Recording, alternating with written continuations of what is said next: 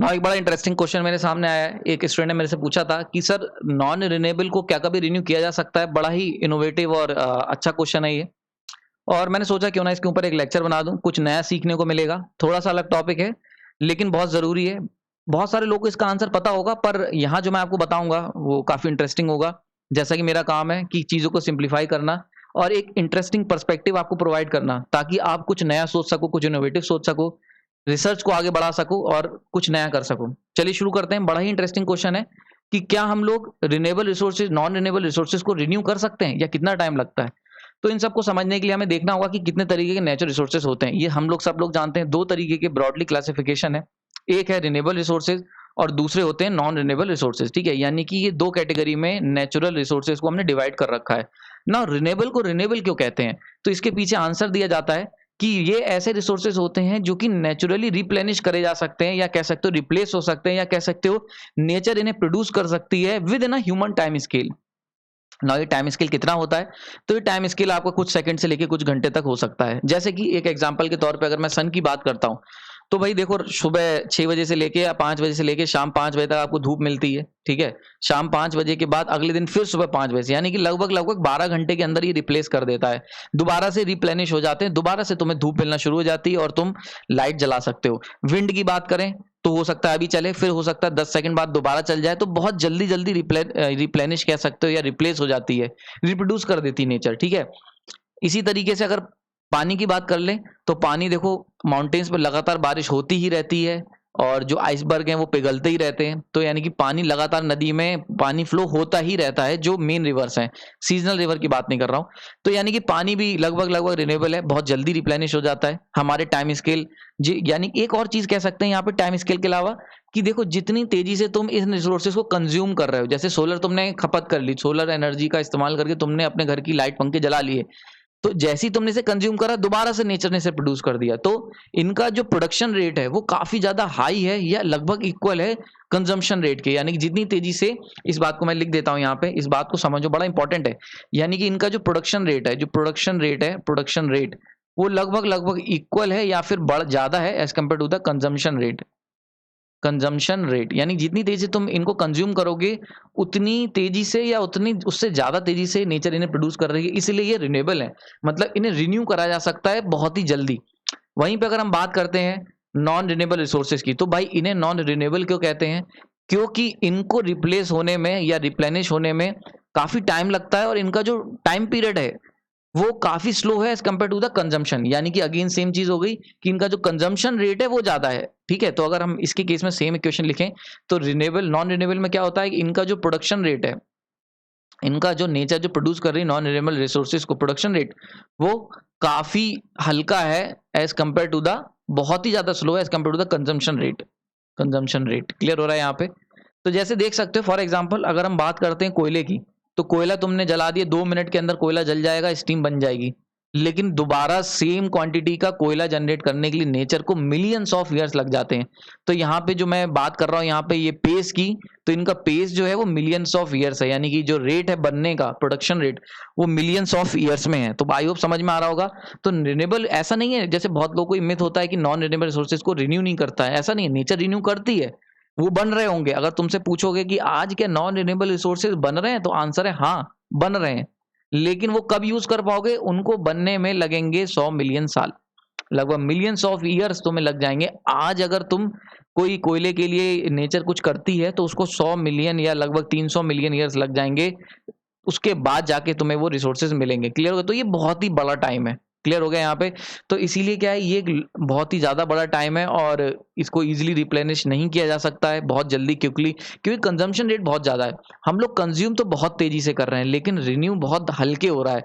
यानी कि जो नेचर का रेट है प्रोडक्शन का, वो बहुत हल्के, इसीलिए इन्हें नॉन रिन्यूएबल रिसोर्सेज की कैटेगरी में डाला गया है। तो पहला ये मिथ आपका दूर हो गया होगा कि क्या नॉन रिन्यूएबल कभी रिन्यू नहीं होते हैं? ऐसा नहीं है, रिन्यू होते हैं बट टाइम ज़्यादा लगता है। ना अभी टाइम क्यों इतना लगता है, इसको जरा सीखते हैं, बहुत ही इंटरेस्टिंग है। तो इसके लिए मैं क्या करता हूँ, मैं 2 इंपॉर्टेंट जो नॉन रिन्यूएबल रिसोर्स हैं, जैसे कि नेचुरल गैस और कोयला, ठीक है? ऑयल एंड नेचुरल गैस और कोयला, इनके ऊपर जरा चर्चा करते हैं और देखते हैं कि क्यों भाई इतना टाइम लग रहा है। तो इनके जरा प्रोडक्शन प्रोसेस को समझते हैं। तो जरा इसको देखते हैं। तो सबसे पहले अगर मैं ऑयल एंड गैस की बात कर लेता हूं, ठीक है, तो ये कैसे बना होगा इस पिक्चर से आपको बहुत इजीली समझ में आ जाएगा। जरा देखते हैं कि क्या प्रोसेस होता है। तो देखो सबसे पहले क्या हुआ, एक बहुत अगर हम 300 से 400 मिलियन ईयर पीछे चले जाते हैं, ठीक है, मैं एक मिनट पेन ले लेता हूं, कलर रेड ले लेता हूं, ठीक है। अगर देखो मैं 300 से 400 मिलियन ईयर पीछे चला जाता हूं, तो पीछे जाने पे मैं देखूंगा समुद्र रहा होगा, ठीक है, सी थे, ओशियंस थे, और उनके अंदर क्या था, उनके अंदर ये फिश थी, बड़े बड़े शार्क थी, ऑक्टोपस थे, ये सब थे, ठीक है। फिर धीरे धीरे क्या हुआ, ये भाई इनकी एज होगी और एज के बाद ये सब मर जाएंगे। जैसे ही मरेंगे तो क्या होगा, इन्हें बचे हुए जानवर जो है वो इन्हें खा जाएंगे। खा जाने के बाद बचेंगे इनके कंकाल। तो वो क्या होते हैं, कंकाल जब बचते हैं तो वो जमीन पे गिर जाते हैं, नीचे जो रेत वाली होती है। तो देखो ये वो कंकाल हो गए, ठीक है। तो ये इनके स्केलेटन्स हो गए जो जमीन पे गिर जाते हैं। अब धीरे धीरे क्या होता है, रेत के ऊपर रेत आती चली जाती है, और क्या होता है, धीरे धीरे ये दबते चले जाते हैं कंटिन्यूअसली ओशियन के अंदर। ओके, अब ओशियन के अंदर क्या होगा, इनके ऊपर ये देखो स्लाइड वो आती रही, sand and sediments and sand, इनकी रेत की एक लेयर बनती चली जाएगी, बनती, और ऊपर क्या होगा, नए जानवर आ जाएंगे, धीरे धीरे ये भी मरेंगे, ठीक है। अब क्या होता है, धीरे धीरे इनके ऊपर लेयर आती चली जाती है सैंड की, और आने वाले समय में क्या होता है, यानी कि अगर आज देखते हैं तो आज हम लोग क्या करते हैं, जब बहुत समय तक ये दबे रह जाते हैं, तो देखो यहाँ पे दो प्रोसेस काम कर रहे हैं। एक तो हीट एंड प्रेशर, ये जो हीट एंड प्रेशर है इसकी वजह से क्या होता है, ये जो स्केलेटन थे ये किस में कन्वर्ट हो जाते हैं, ये कन्वर्ट हो जाते हैं गैस में एंड ऑयल में। आई होप समझ में आ रहा होगा। इसको जरा और थोड़ा डिटेल में समझते हैं। देखो होता क्या है, अगर हम बात करते हैं ऑयल एंड गैस फॉर्मेशन की, ऑयल हो, गैस हो, या फिर कोल हो, कोई भी, तीनों अभी आगे वो भी समझेंगे। देखो एक बहुत ही इंपॉर्टेंट प्रोसीजर है। प्रोसीजर क्या है कि जब भी आपको कभी भी कोई नेचुरल रिसोर्स बनाना है तो उसके लिए आपको तीन चीजें चाहिए, ठीक है। यानी कि अगर हम बात करते हैं, जैसे हम कहते हैं छोले भटूरे बनाने हैं, तो छोले बनाने के लिए रेसिपी, ठीक है, या डोसा बनाने के लिए रेसिपी। तो बिल्कुल इसी तरीके से आज मैं आपको रेसिपी बताता हूं कि रेसिपी क्या होती है। Recipe of non renewable resources formation, यानी कि क्या रेसिपी है, इसकी बनाने का तरीका क्या है, क्या क्या चीजें चाहिए होंगी, कौन कौन से मसाले चाहिए होंगे, क्या क्या चाहिए होगा, उसको सीखते हैं। तो सबसे इंपॉर्टेंट चीज हमें चाहिए भाई, सबसे इंपॉर्टेंट चीज है प्रेशर। एक तो हमें प्रेशर कुकर चाहिए, नेचुरल प्रेशर कुकर, मतलब बड़ा सा। दूसरा क्या चाहिए, दूसरा चाहिए हमें हीट, ठीक है भाई, आंच तो खोलोगे ना, गैस तो ऑन करोगे तभी तो बनेगा। और तीसरा चाहिए बड़ा इंपॉर्टेंट टाइम, समय। और टाइम कितना, ह्यूज टाइम, मतलब देख सकते हो 300 से 400 मिलियन, ठीक है, इतना समय चाहिए आपको। तो ये तीन चीजें जब इकट्ठी होती हैं तब जाके आपका बनता है नेचुरल ऑयल और नेचुरल गैस। बात समझ में आ रही है। तो ये जो तुम देख रहे हो ये तीनों चीजें, ये कहां से आई, तो देखो सबसे पहले हम बात करेंगे प्रेशर की। तो प्रेशर कहां से आया, तो भाई समुद्र है ये, और समुद्र में आप जानते हो कि जैसे जैसे हम नीचे चलते चले जाते हैं तो ऊपर की जो पानी की लेयर होती है वो हम पे प्रेशर बनाती चली जाती है। जैसे तुम यहाँ खड़े हुए हो और ये समुद्र है, कोई प्रेशर नहीं है तुम्हारे पास केवल, ठीक है। जैसे ही तुम इसके अंदर जाओगे तो तुम पे ये जो लेयर है ये नीचे की तरफ प्रेशर लगाएगी, तुम और नीचे चले जाओगे तो अब क्या होगा, इतनी सारी लहरें हैं, इतना सारा पानी, ये सारा पानी तुम पे नीचे की तरफ प्रेशर लगाएगा, ठीक है। तो बात समझ में आ रही है। तो ये प्रेशर कुकर का काम, यानी प्रेशर कुकर जो हमें चाहिए था सब्जी बनाने के लिए, नेचुरल गैस बनाने के लिए, वो कौन काम करता है, वो काम करता है हमारा ओशियन। क्लियर हो गया यहाँ पे ना। सेकंड चीज चाहिए होगी हमें हीट, ठीक है। हीट ये कहां से मिलेगी, तो हीट मिलेगी तुम्हें नीचे से, यानी कि देखो हम जानते हैं हमारे पास अर्थ है, और अर्थ की कोर जो है उसके अंदर मोल्टन मैग्मा है। अंदर से अर्थ की जो कोर है वो काफी गर्म है, बहुत हाई टेम्परेचर है। तो ओशियन जो होते हैं वो कोर के काफी करीब होते हैं। तो होता क्या है कि नीचे की तरफ अर्थ क्या होती है, नीचे से धीरे धीरे थोड़ी थोड़ी गैस, थोड़ी थोड़ी हीटिंग जो होती है प्रोवाइड करती रहती है, यानी कि स्लो हीट। एक धीमी आंच पे पकने के लिए हमें क्या होता है, हमें कोर की गर्मी चाहिए होती है, वो नीचे की तरफ हमें मिलती रहती है, क्योंकि ओशियंस हैं और ओशियन की जो जो लोअर बॉटम लेयर है वो क्या है, कोर के करीब है। तो कोर की हीट धीरे धीरे वहां तक पहुंचती रहती है। और तीसरा चीज चाहिए टाइम, तो टाइम मैंने बता ही दिया। नाउ ये तीन चीजें तो मिनिमम हो गई, हमें प्रेशर कुकर चाहिए, हमें गैस की आंच खोलनी पड़ेगी और थोड़ा समय देना पड़ेगा, तब जाके हमारी नेचुरल गैस पकेगी।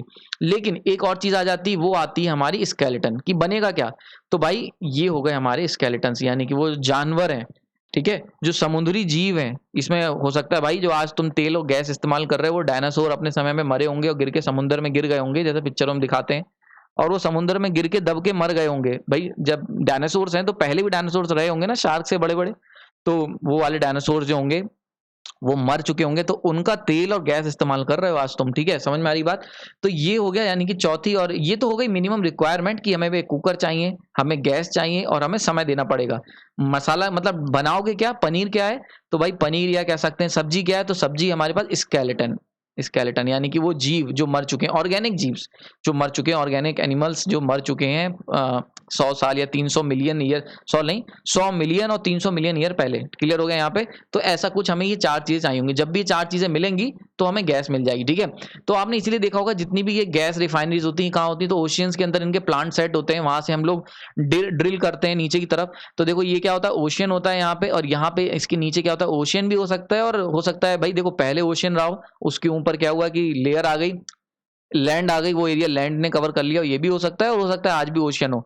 तो ओशियन अगर रहेगा तो भाई ओशियन के नीचे क्या होता है, लेयर्स होती हैं। तो हम लोग क्या करते हैं, इस तरीके की रिफाइनरी सेटअप करते हैं, और यहाँ पे ऑयल रिफाइनरी और ड्रिल करते चले जाते हैं। नीचे हम लोग जैसे जैसे ड्रिल करते हैं तो एक समय आता है जहाँ पे हमें ऊपर की तरफ गैस मिलती है जो दबी होती है एक स्टोन्स के नीचे। ठीक है, और उसके नीचे और ड्रिल करोगे, और ड्रिल करोगे तो क्या होता है, हमें ऑयल भी मिल जाता है। तो ये दोनों चीजें हमें इस तरीके से मिलती हैं। तो आई होप समझ में आया होगा प्रोसीजर। तो हमने क्या करा, मैरीन ऑर्गेनिज्म थे, इसमें डायनासोर्स भी रहे होंगे, वो क्या हुआ, मर गए। मरने के बाद वो जमीन में गिर गए, गिरने के बाद उनके ऊपर लेयर आती चली गई, और वहां से आया प्रेशर, ऊपर से पानी का प्रेशर, नीचे से हीट अर्थ की, और समय। जब ये तीनों चीजें हमने मिलाई तो हमें मिल गई ऑयल एंड गैस। क्लियर हो गया यहाँ पे? आई होप जी समझ में आ गई होगी। ना इसी तरीके से बात कर लेते हैं कोल के फॉर्मेशन की, भाई कि कोल कैसे बनेगा। ठीक है, तो कोल के फॉर्मेशन की बात कर लेते हैं, इसको भी जरा समझते हैं, बहुत इंपॉर्टेंट है ये भी, क्योंकि ये अगेन एक इंपॉर्टेंट सोर्स हो जाता है ना। कोल की अगर बात कर लें तो कोल में क्या होगा कि पुराने समय में, यानी 300-350 साल पहले, मिलियन ईयर्स पहले हमारे पास पेड़ रहे होंगे जैसे आज हैं वैसे भी। और आज तो क्या ही जंगल बचे हैं, पहले के समय में केवल जंगल ही थे। तो 350 मिलियन अगर ईयर पहले चले जाके देखोगे तो केवल डायनासोर और जंगल ही दुनिया में दिखे होंगे। तो वो जो बड़े बड़े पेड़ रहे होंगे, मतलब पूरी अर्थ पे या तो पेड़ थे या पानी था, तो उस समय की बात कर रहा हूँ। तो इतने सारे पेड़ रहे होंगे, फिर क्या होगा, बाढ़ आई होगी, बारिश हुई होगी, बाढ़ के क्या हुआ कि कुछ पेड़ जो होंगे वो दब के गिर गए, और जैसे ही दबे उसके बाद उनके ऊपर पानी की लेयर आ गई। ठीक है, अब क्या हुआ, अगेन मैंने अभी पीछे आपको रेसिपी बताई थी, तो अगेन क्या हुआ, अब फिर से हमें क्या हुआ, एक पहले प्रोसेस समझा देता हूँ फिर रेसिपी बताऊंगा। तो क्या हुआ, पेड़ ये दब के गिर गए, जैसे ही दब के गिर गए इनके ऊपर बाढ़ आई, और ये पेड़ जो थे वो दब के गिर गए। अब जब दब के गिर गए तो उसके बाद बाढ़, भाई बाढ़ हमेशा थोड़ी रहेगी, थोड़े दिन बाद पानी सूखेगा, कीचड़ हो जाएगी, दलदल हो जाएगा। तो दलदल के बाद इनके ऊपर लेयर आ गई मिट्टी की, उसके ऊपर क्या हुआ, वो भी सूख गई, भाई बहुत ज्यादा गर्मी पड़ी, वो लेयर जो दलदल था वो सूख गया, उसके ऊपर और मिट्टी की लेयर आती चली गई। और देखो इस तरीके से ये जो पेड़ थे जो दब के गिर गए थे वो यहाँ पे आ गए। इनके ऊपर क्या हुआ, पहले दलदल की लेयर आई, फिर मिट्टी की लेयर आई, और उसके बाद जब वो मिट्टी की लेयर बनती चली गई, फिर क्या हुआ, फिर से बारिश हुई, और थोड़ी सी बारिश हुई, तो वहां पे फिर से फ्लोरा एंड फाउना आ गया, मतलब यहाँ पे फिर से आप देख सकते हो ग्रीनरी आ गई। और इस तरीके से क्या हुआ, ये हमारा सिस्टम बना। फिर क्या हुआ, धीरे धीरे वापस से ये प्रोसीजर चलता गया, तो ऐसे कई सारी लेयर्स हमारे पास आ गई। तो ये सोचो, ठीक है, तो इतनी सारी लेयर आ गई। अब क्या हुआ, धीरे धीरे जैसे जैसे समय बीतता चला गया, ये जो पेड़ दब के मर गए थे, ये क्या हुआ, ये नीचे से इनको अर्थ की तरफ से हीट मिल गई, नेचर से हीट मिली नीचे से, और ऊपर से सैंड का प्रेशर, सैंड कह लो, हो सकता है ओशियन से पानी होगा, तो उसका प्रेशर कह सकते हो। फिर धीरे धीरे उसके ऊपर सैंड की लेयर आती चली गई। तो देखो इतनी सारी लेयर्स है, मिट्टी की इतनी सारी लेयर, इनका नीचे की तरफ प्रेशर। ठीक है, तो लैंड का प्रेशर और नीचे से हीट, यहां से हीट। तो अभी मैंने आपको बताया था कि हमें क्या क्या चाहिए था, हमें एक प्रेशर कुकर चाहिए था, प्रेशर मिल गया, प्रेशर मिल गया, दबने के कारण उसके ऊपर जो मिट्टी की लेयर आती चली गई। ठीक है, तो दबने के कारण प्रेशर आ गया, नीचे अर्थ, क्योंकि अर्थ के कोर के पास थे तो नीचे से थोड़ी थोड़ी हीट मिलती चली गई, तो हीट हो गई। तीसरा क्या था, हमें टाइम चाहिए था, तो देखो टाइम भी दे दिया हमने भाई। 300-350 साल पहले, मिलियन ईयर्स पहले ये पेड़ गिरे थे, 350 मिलियन ईयर्स हमने दिए। यानी कि सोचो धरती कितनी हल्की आंच पे पकाती है चीजों को। ठीक है, तो स्लो एंड स्टडी, जब हम स्लोली प्रोसेस करते हैं तब जाके हमें कोल मिलता है। तो ये क्या हुआ, इतने समय तक दबे रह गए, और ये बन गए भैया हमारे कोल। यहाँ से जन्म होता है कोल्स का। और यहाँ पे हम लोग क्या करते हैं, जब भी आप कोल माइनिंग की बात करते हैं तो हम क्या करते हैं, एक मशीन लगाते हैं, मशीन से ड्रिल करना शुरू करते हैं, नीचे जाते चले जाते हैं, ड्रिल करके हमें यहाँ पे पहुंचते हैं। यहाँ पे हम लोग क्या करते हैं, रेल की पटरी बिछाते हैं, मजदूरों को अंदर भेजते हैं खुदान में, और वहां पे जाके हम लोग कोयले की खदानी करते हैं, और कोयला जो हमें मिलता है उसको हम लोग बड़ी बड़ी ट्रॉलीज में रख के ऊपर पहुंचा देते हैं। तो समझ में आ रहा होगा। So this is the process of coal formation. यानी कि इसमें भी देखो सेम सेम तरीका है, बस इसके अंदर जो इंग्रेडिएंट है, या कह सकते हो जैसे पुराने केस में हमने क्या करा था, हमने हड्डियों को पकाया था, मरे हुए जानवरों की। इस केस में हमने पेड़ों को पकाया है। तो जो पेड़ हैं जो मर गए उनको हमने पका के उन्हें कोयला बनाया। नहीं, कोयला बनेगा पेड़ के पकने से, और जो हड्डियां होती हैं या जो अवशेष होते हैं पुराने जानवरों के, उस समय मिलेगी नेचुरल गैस। ठीक है, सो this is the process. Again इसमें 350 मिलियन साल समथिंग लगते हैं ना। यहाँ पे मैं आपको इंसाइट दे देता हूँ, यहाँ पे ये जो प्रोसेस है ये नेचर का प्रोसेस है, लेकिन रिसर्च बहुत तेजी से चल रही है। मुझे नहीं पता करेंटली कहाँ रिसर्च पहुंची है, पर आने वाले समय में आप यहाँ पे एक रिसर्च का एक एरिया आप खोज सकते हो। आप एक प्रोसेस डेवलप कर सकते हो जिससे हम ये जो नेचुरल प्रोसेस जो 350 मिलियन साल लगते हैं, कोई ऐसा तरीका क्या हम निकाल सकते हैं कि हम सेम इसी तरीके से हीटिंग करें और जो पेड़ हैं उनको, मरे हुए पेड़, उनसे हम क्या कोयला बना सकते हैं? तो क्या हम ये प्रोसेस कर सकते हैं? या क्या हम जो मरे हुए जानवर हैं उनको गला के, गरमा के, प्रेशर लगा के क्या हम कोई एक जल्दी प्रोसेस बना सकते हैं कि 80 साल, 70 साल, 50 साल के अंदर अगर हम सेम प्रोसेस से जो नेचर करती है और इतना टाइम लेती है, क्या हम कोई एक ऐसा आर्टिफिशियल तरीका ढूँढ सकते हैं जिससे हम क्या कर सकें, आर्टिफिशियली लैब के अंदर इस तरीके के कोयले या फिर हम कह सकते हैं नेचुरल गैस प्रोड्यूस कर सकें या ऑयल प्रोड्यूस कर सकें?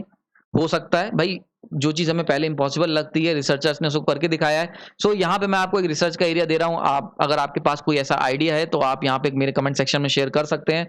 और अगर नहीं है और अगर आप अभी स्टडी कर रहे हैं तो आने वाले समय में ये एक पोटेंशियल हो सकता है, ये एक एरिया हो सकता है जहाँ पे रिसर्च की जा सकती है।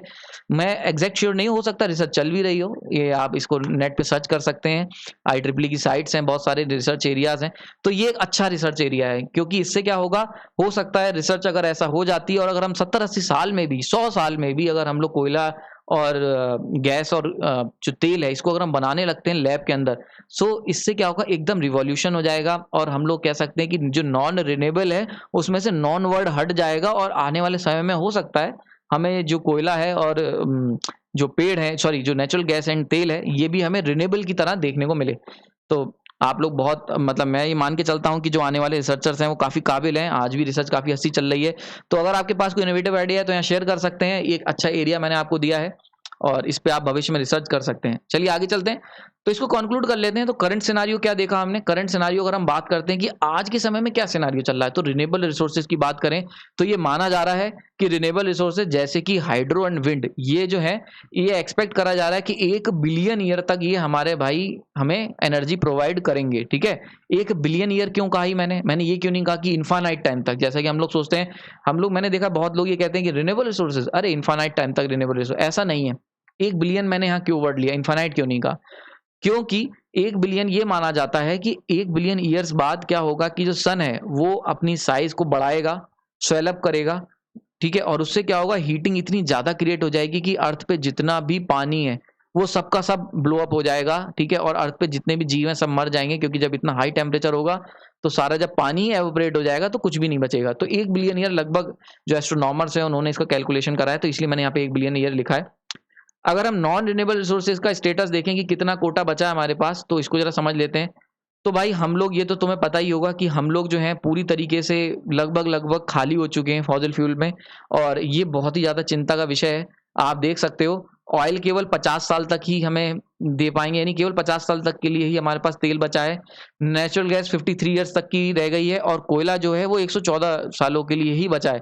यानी कि तुम कितना भी, अब तुम देख लो कि तुम्हारे पास इतना ही साल के लिए हम लोग यूज कर सकते हैं, यानी कि आज से 100 साल बाद अगर जाओगे तो केवल कोयला ही रह जाएगा। ये एक अनुमान है, हो सकता है हम लोग नए रिजर्व खोज लें। ये जो करंट मैंने स्टडी दी है ये विकिपीडिया पे अवेलेबल है, और यहाँ पे जो मैंने आपको ये डाटा दिया है ये करंटली सिनारियो में है। मतलब अभी जितनी भी हमारे पास रिसोर्सेज और रिफाइनरीज हैं उनके अकॉर्डिंग अगर हम देखते हैं तो हमारे पास इतने साल अवेलेबल है, हमारे पास जो कोटा है वो इतना है। आने वाले समय में हो सकता है हम नई रिफाइनरीज खोज लें, नए जगहें ऐसी खोज लें जहाँ पे हमें तेल मिल जाए, तो वो एक अलग केस है। काम लगातार चलता रहता है, लेकिन अभी जो करंट सिनारियो उसमें इतना ही कोटा है। ठीक है, तो अब क्या कर सकते हैं, तो यहाँ पे सबसे इंपॉर्टेंट चीज आ जाती है। इसीलिए हम लोग धीरे धीरे सारी गवर्नमेंट, सारी वर्ल्ड जो है वो शिफ्ट कर रहा है नॉन रिन्यूएबल से रिन्यूएबल की तरफ। इसलिए सरकार सब्सिडी दे रही है कि आप रिन्यूएबल रिसोर्सेज अपने घरों में लगाएं, और कोशिश है सरकार की कि आप जल्दी से जल्दी रिन्यूएबल एनर्जी पे शिफ्ट हो जाएं। जिससे क्या होगा, जिससे हम इनके जो नॉन रिन्यूएबल रिसोर्सेज है इनके ऊपर प्रेशर जो है उसे कम कर सकें।